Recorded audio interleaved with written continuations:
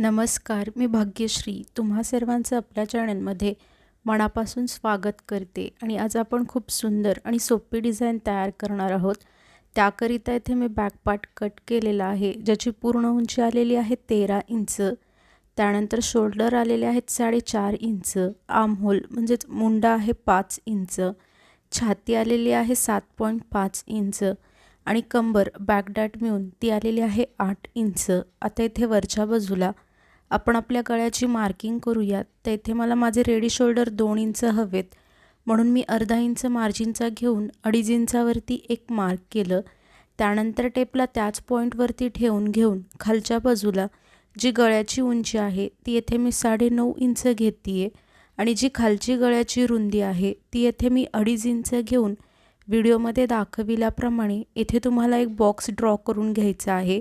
आणि आता त्याच बॉक्समध्ये आपण नॉर्मली जसा गळ्याचा गोलाकार ड्रॉ करून घेतो ना, सेम तसाच येथे देखील तुम्हाला गोलाकार ड्रॉ करून घ्यायचा आहे। त्यानंतर व्हिडिओमध्ये दाखविल्याप्रमाणे बॅक पार्टला ओपन करून अगदी मधोमध व्यवस्थितरित्या फोल्ड करून घ्यायचं आहे आणि त्यानंतर इथे हाताने असं थोडंसं टॅप करून घ्या, म्हणजेच थापून घ्या, जेणेकरून आपली या साईडची डिझाईन त्याच्या समोरच्या बाजूवरती देखील ट्रेस होऊन म्हणजेच उमटून येईल। त्यानंतर येथे मी अस्तर आणि मेन फॅब्रिक घेऊन दोघांनाही अशा पद्धतीने राईट साईड म्हणजेच बरोबरीच्या बाजूवर बरोबरीची बाजू ठेवून घेतलेली आहे। आता इथे आपल्याला काय करायचं आहे, जसा आपल्या गळ्याचा आकार दिसतोय त्याच आकारात अगदी व्यवस्थितरित्या इथे तुम्हाला त्याला व्हिडिओमध्ये दाखविल्याप्रमाणे स्टिच करून घ्यायचं आहे। आणि जर इथे तुम्हाला समजलं नसेल की मी कशा पद्धतीने बॅक पार्ट राईट साईड म्हणजेच बरोबरीच्या बाजूवर बरोबरीची बाजू ठेवून घेतलेली आहे, तर आपले अगोदरचे व्हिडिओज पहा, जेणेकरून तुम्हाला ते क्लिअरली लक्षात येईल की कशा पद्धतीने फॅब्रिकला ठेवून घ्यायचं आहे। येथे मी याच्याकडून ते चुकून क्लिप डिलीट झाली, त्यामुळे येथे मला ते सांगता येत नाही आहे। पण तुम्हाला नसेल समजत तर आपल्या अगोदरचे व्हिडिओज नक्की पहा, जेणेकरून ते तुमच्या क्लिअरली लक्षात येईल। त्यानंतर येथे कमरेच्या बाजूला मी अर्धा इंच मार्जिन घेऊन सरळ त्याला शेवटपर्यंत स्टिच करून घेतीये। जर आपण अशा पद्धतीने येथे स्टिच केलं तर बघा, शेवटी आपल्याला कमरपट्टीला स्टिच करावं लागतं, तर त्याची येथे गरज लागणार नाही आहे। फक्त येथे तुम्हाला अर्धा इंच मार्जिन घेऊन कमरेच्या बाजूला सरळ अगदी शेवटपर्यंत त्याला स्टिच करून घ्यायचं आहे। त्यानंतर येथे कमरेच्या बाजूला हे जे जास्तीचं कापड दिसतंय ना, त्याला देखील तुम्हाला अगदी व्हिडिओमध्ये दाखविल्याप्रमाणे कट करून घ्यायचं आहे। त्यानंतर आता इथे तुम्हाला व्हिडिओमध्ये दाखविल्याप्रमाणे संपूर्ण गळ्याच्या आतल्या बाजूला थोडं जास्तीचं कापड ठेवून संपूर्ण गळ्याची कटिंग अगदी व्यवस्थितरित्या इथे तुम्हाला कंप्लीट करून घ्यायची आहे। त्यानंतर आपण हे जे जास्तीचं कापड ठेवलं होतं ना संपूर्ण गळ्याच्या आतल्या बाजूला, त्याच कापडावरती व्हिडिओमध्ये दाखविल्याप्रमाणे येथे तुम्हाला छोटे छोटे कट्स देऊन घ्यायचे आहेत। त्यानंतर आता येथे हा जो आपला गॅप क्रिएट झाला आहे ना, त्याच गॅपमध्ये हाताला पास करून व्हिडिओमध्ये दाखविल्याप्रमाणे या बॅक पार्टला सरळ बाजूस अगदी व्यवस्थितरित्या पलटी करून घ्यायचं आहे। त्यानंतर इथे मी तुम्हाला सांगितल्याप्रमाणेच बॅक पार्टला सरळ बाजूस पलटी करून घेतलेला आहे।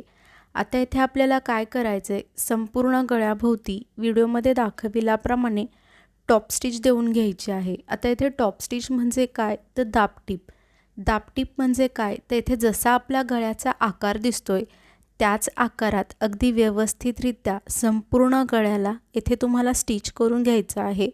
इथे तुम्हाला जास्ती काहीच करायचं नाही आहे, तुमचा जो कोणताही गळा असेल त्या गळ्याला फॉलो करत अगदी व्यवस्थितरित्या त्याला स्टिच करून घ्यायचं आहे। त्यानंतर इथे व्हिडिओमध्ये दाखविल्याप्रमाणे कमरेच्या बाजूला देखील तुम्हाला टॉप स्टिच देऊन घ्यायचे आहे। इथे तुम्हाला जास्ती काहीच करायचं नाही आहे, कमरेच्या बाजूला अगदी सरळ व्हिडिओमध्ये दाखविल्याप्रमाणे स्टिच करून घ्यायचं आहे। त्यानंतर इथे तुम्हाला अस्तर आणि मेन फॅब्रिक एकमेकांना चारही बाजूने स्टिच करून घ्यायचं आहे, अगदी व्हिडिओमध्ये दाखविल्याप्रमाणे। तुम्हाला हवं असेल तर इथे आपण नॉर्मली ज्या पद्धतीने अस्तर आणि मेन फॅब्रिक एकमेकांना फॅब्रिक ग्लूच्या मदतीने स्टिक करून घेतो ना, ती पद्धत येथे तुम्ही वापरली तरी देखील चालेल। त्यानंतर हे जे जास्तीचं कापड दिसतंय ना, त्याला देखील तुम्हाला इथे व्हिडिओमध्ये दाखविल्याप्रमाणे अगदी व्यवस्थितरित्या कट करून घ्यायचं आहे। त्यानंतर हे जे आपले दोन्हीही बॅकडाट आहेत ना, त्याला देखील तुम्हाला अगदी व्हिडिओमध्ये दाखविल्याप्रमाणे स्टिच करून घ्यायचं आहे।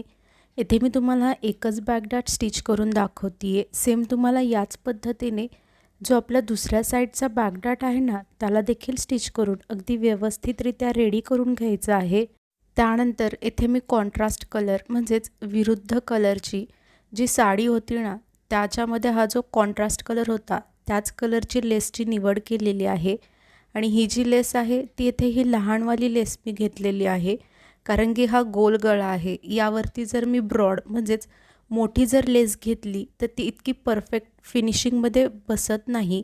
त्यामुळे इथे मी स्टिच करत असताना छोट्यावाल्या लेसची निवड केलेली आहे।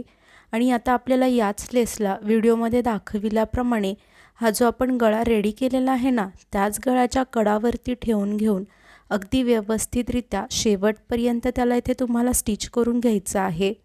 त्यानंतर इथे तुम्हाला व्हिडिओमध्ये दाखविल्याप्रमाणे बॅकपार्टला अगदी मधोमध फोल्ड करून इथे सेंटरला एक मार्क करून घ्यायचा आहे व्हिडिओमध्ये दाखविल्याप्रमाणे। त्यानंतर बॅकपार्टला ओपन करून घ्यायचं आहे आणि आपण जसा पानगळ्याचा आकार ड्रॉ करून घेतो ना, तसाच अगदी शेवटपर्यंत व्हिडिओमध्ये दाखविल्याप्रमाणे या गळ्याला ड्रॉ करून घ्यायचा आहे। कदाचित तो तुम्हाला ठळकपणे दिसून येत नसेल, पण जेव्हा मी शेवटी यावरती लेस स्टिच करेल तेव्हा तो तुमच्या क्लिअरली लक्षात येईल। त्यानंतर या बॅक पार्टला व्हिडिओमध्ये दाखविल्याप्रमाणे फोल्ड करून घ्या व्यवस्थितरित्या आणि हाताने असं थोडंसं टॅप करून घ्या, म्हणजे स्थापून घ्या, जेणेकरून आपली या साईडची डिझाईन देखील त्याच्या समोरच्या बाजूवरती ट्रेस होऊन म्हणजेच उमटून येईल। त्यानंतर आता इथे मी ब्रॉडवाली लेस घेतलेली आहे, म्हणजेच मोठी लेस, आणि ही देखील जी लेस आहे ती देखील कॉन्ट्रास्ट कलर म्हणजेच विरुद्ध कलरमध्ये आहे। आता आपल्याला इथे काय करायचं आहे, या लेसला आपण हा जो पानगळ्याचा आकार ड्रॉ करून घेतला होता ना बाहेरच्या बाजूला, त्याच गळ्याच्या आकारावरती अगदी व्यवस्थितरित्या इथे तुम्हाला त्याला ठेवून घेऊन व्हिडिओमध्ये दाखविल्याप्रमाणे जिथे आपला गळ्याचा आकार एंड होतोय तिथपर्यंत अगदी व्यवस्थितरित्या तुम्हाला इथे त्याला स्टिच करून घ्यायचं आहे।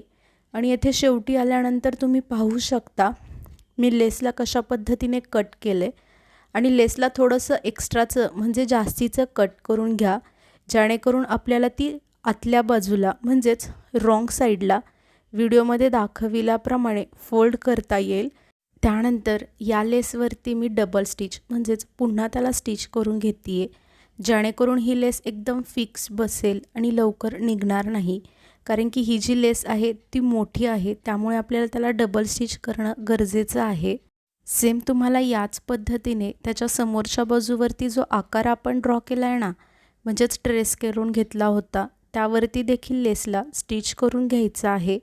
आणि येथे तुम्ही पाहू शकता मी तुम्हाला सांगितल्याप्रमाणेच त्याच्या समोरच्या बाजूवरती देखील सेम अगोदरच्या प्रमाणेच या लेसला देखील स्टिच करून या बॅकनेकची डिझाईन कंप्लीट करून घेतलेली आहे। आणि शेवटी तुम्ही पाहू शकता त्याच्या मधोमध मी पॅचला स्टिक करून म्हणजे चिकटवून घेतलेला आहे। हा पॅच ऑप्शनल असेल म्हणजेच पर्यायी असणार आहे। जर तुम्हाला हवं असेल तर तुम्ही स्टिक करू शकता, नाहीत केलं तरी देखील ही डिझाईन खूप सुंदर अशी दिसून येते।